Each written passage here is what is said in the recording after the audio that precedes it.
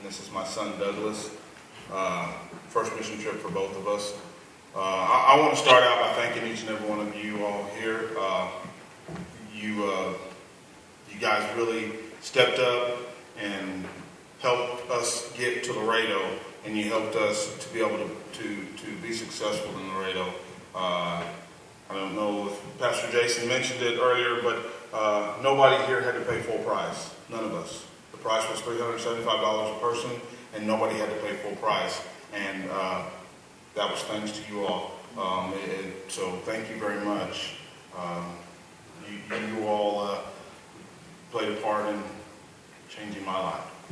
I want to tell you a couple of things. Our last day in Laredo, we went to this park, a little small park over on the other side of town, kind of in a rough neighborhood, and it was just you could see the fruit take place in this park. But right before we were leaving, there was some face painting going on and stuff like that, and there was a little girl and a little boy standing there waiting to get their faces painted. And she was a cute little girl. She was 13. She looked like she was about 17. And all the boys were drawn to her. And I just asked her, I said, "Do you go to church?" And she said, "No." I said, "Have you ever been baptized?" "No, I'm going to wait till I'm 15. I said, "Wait till you're 15? I said, "Let me ask you a question." I said, if somebody told you that there was $1 million over at that house over there, and if all you had to do was go knock on the door to get it, I said, would you wait till you were 15? And she said, "Well, no, I can go over and get it right now." Yeah. I said, "Well, I'm telling you how you can secure your life to go to heaven. And you're going to tell me that you're going to wait till you're 15 to get that?" So she says no. So we sit down and I start telling her, "Look, we need to talk about this." And I asked her, after talking to her, would she be interested in accepting Christ? And I look up, and all the little boys that had been standing over there where we were are all standing around. And she said, "Yeah, she wanted to accept Christ." And when she did, all the little boys said the same.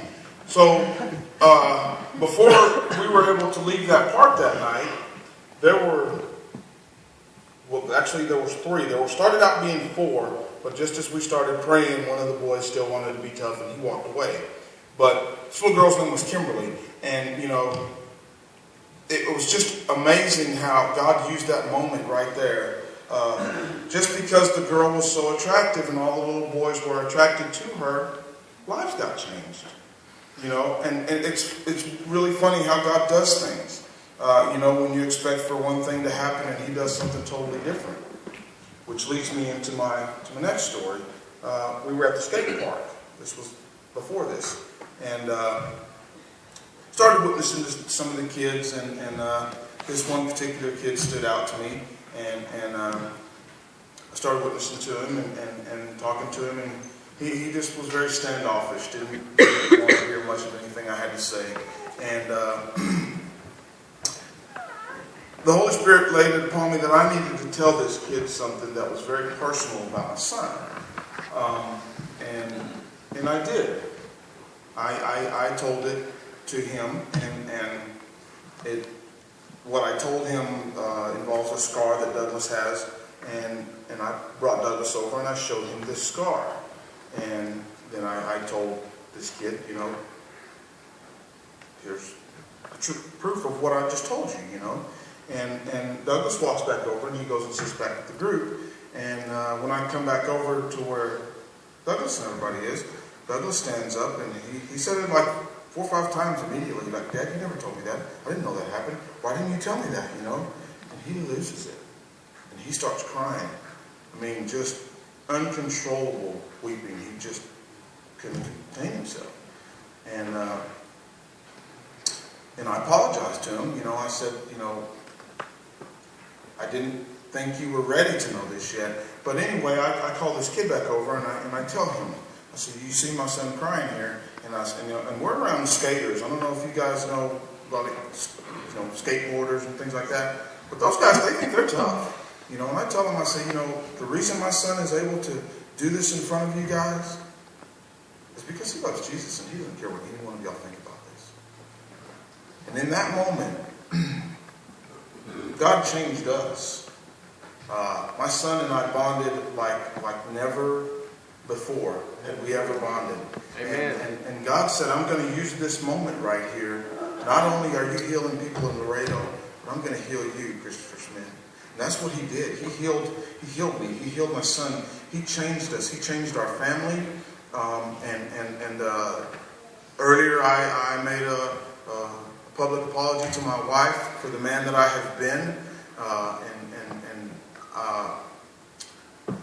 You who know me, you're going to see difference in me. You're going to see a difference in me because this mission trip really, really 100% changed my life. And no more about me, because I want to talk to each and every one of you real quick. Because while I was there this week, God laid on my heart that you're on a mission field. You're in Laredo, Texas, and you're on a mission field. Yeah. And you came to Laredo, Texas from a mission field. Elgin, Texas is a mission field. Okay? And people, it's time to wake some people up around here. Okay? It's time to turn this little town around for Jesus. Okay? And it's time for you to step outside of your box. Get uncomfortable. Okay? Tell somebody else about Jesus. Share God with others. Because I'm going to tell you something. I don't know who was here a couple of weeks back when he gave the statistics about how many people are uninvited to church. They go through their whole life and no one ever invites them to church. Well, shame on us. Shame on us 100%. If we love Jesus, and we mean that we really love Jesus, then we're supposed to get uncomfortable. Please make this town a mission field. Okay? Be a warrior for Jesus. Because somebody needs to hear it. Thank you.